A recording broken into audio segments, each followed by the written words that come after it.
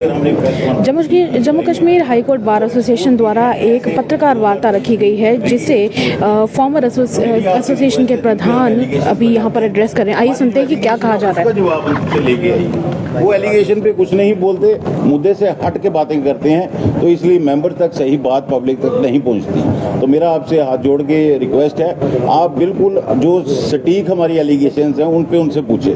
हमने last year 4 चीजें अहम प्रूफ की जो 23 की इलेक्शन में हुई, जो हम नहीं कह रहे। ये लेटर इलेक्शन प्रेसिडेंट की तरफ से रिप्लाई आया था एलिगेशंस का। इसमें ये लिखते हैं कि सीसीटीवी फुटेज नहीं है क्योंकि हम बिल नहीं बनाना चाहते थे। आप सबको मालूम है CCTV footage free of cost होती है।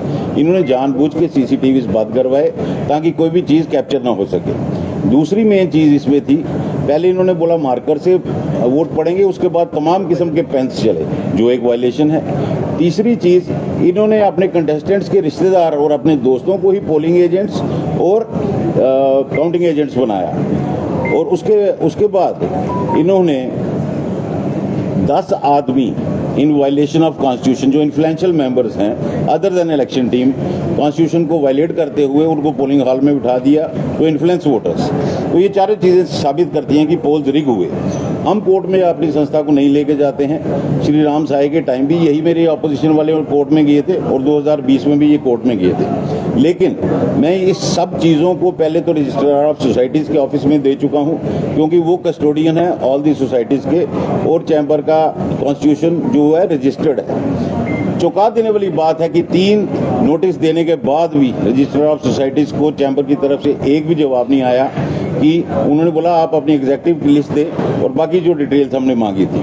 जब एग्जेक्टिव कमेटी ही नहीं है, that means chamber of commerce को इलीगली चलाया जा रहा है।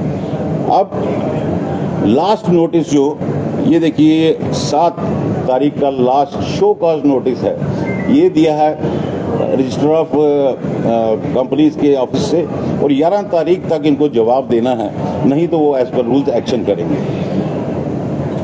कुछ अफवाहें फैलाई जा रही हैं कि हम ये लिख रहे हैं वो लिख रहे हैं। लिखना हमारा फर्ज है कि हमको संस्था को हमको बचाना है।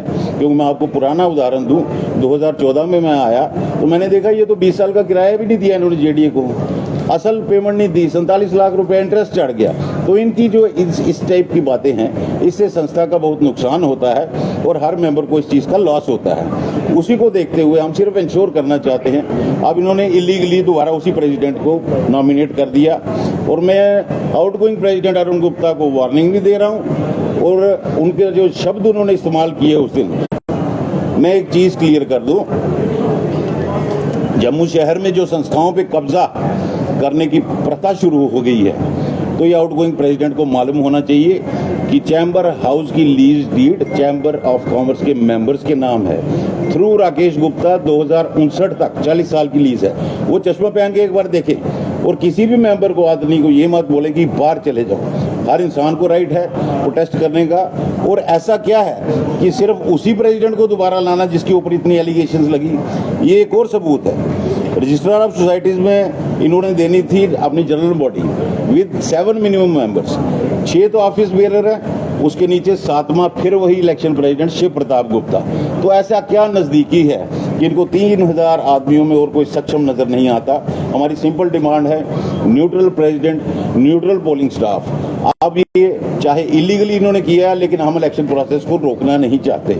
As responsible members of chamber already वो डिले हो चुकी है। हम सिर्फ चाहते हैं, जो प्रशासन को, रजिस्ट्रार को लिख रहे हैं, कि कोई ना कोई इनके ऊपर सुपरविजन के लिए बैठे। और ये बार बार जो बोलते हैं, पिछली बार मैजिस्ट्रेट था, पुलिस था, इनको इतनी अंग्रेजी समझ आनी चाहिए, प्रेजेंस और सुपरविजन में फर्क होता है। They were present to ensure law and order, वो इंटरफियर नहीं कर सकते थे कि प्रोसेस में क्या हो रहा है। और हमारी ये पुरजोर कोशिश जारी है कि हमें प्रशासन से कोई ना कोई इंसान चाहिए जो ऊपर सुपरवाइज करे, ताकि इलेक्शंस फेयर हो। हमारी ऐसी कोई मंशा नहीं है कि हम किसी का नुकसान करें। ये तोड़ मोड़ के लफ्ज़ बोलते हैं, क्योंकि कंप्लाई नहीं करेंगे तो रजिस्ट्रेशन पे तो सवाली निशान लगेंगे।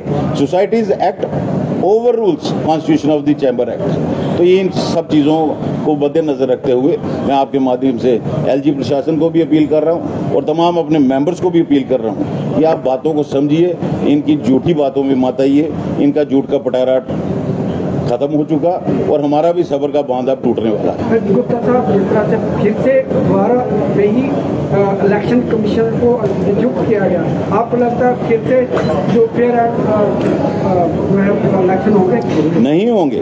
हम ऑलरेडी उनको प्रूव कर चुके हैं कि इन्होंने रिगिंग की है इन नेक्सस विद सिटिंग टीम, तो कैसे वो होंगे? इसीलिए हम इंश्योर कर रहे हैं और प्रशासन को बोल रहे हैं किसी को इस पूरी प्रोसेस को सुपरवाइज करने के लिए इनके ऊपर कोई ना कोई होना चाहिए। तो आपको लगता है कि जो आपकी 3,000 मेंबरशिप है उसके ऊपर सवालिया निशान नहीं उठाया गया कि इसको दोबारा फिर से क्यों मौका दिया जा रहा है?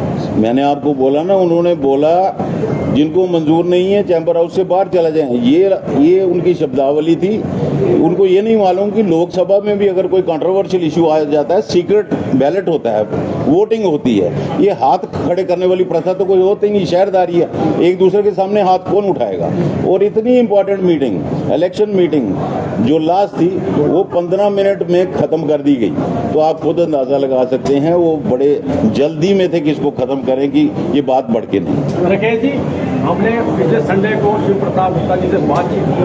जो मुद्दे आपने कहा कि सीसीटीवी कैमरा बंद हो गया, उन्होंने कहा सीसीटीवी कैमरे हमने बंद नहीं करवाए, होटल वालों को प्रॉब्लम आ गई तो उन्होंने बंद किए। और साथ में उन्होंने ये भी कहा कि हमारे लिए कोई भी आ जाए, कोई भी प्रेसिडेंट के लिए खिलाफ फेयर इलेक्शन करवाए जाएंगे। आपको जवाब दे रहा हूँ, उन्हीं की लेटर है ये।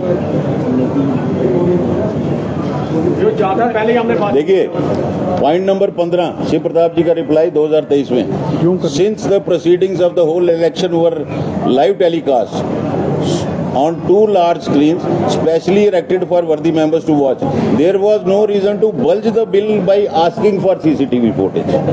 CCTV फुटेज का बिल नहीं होता और लाइव में कोई उधर ऑब्जर्व नहीं कर रहा था क्या हुआ था। ये क्राइम सीन को बाद में देखा जाता है क्या क्या कड़ी हुई, तो ये उनकी लिखी हुई है। उनको बोलिए आपने अपने उत्तर में ये लिखा सीसीटीवी का फुल हम बिल नहीं देना चाहते थे, वेयर वो फ्री होती है तो आप भी मंशा के आती है। ये बातों को घुमाते हैं, ये चीज लिखत उनकी है, हमारी लेख नहीं है। गुप्ता साहब, पिछली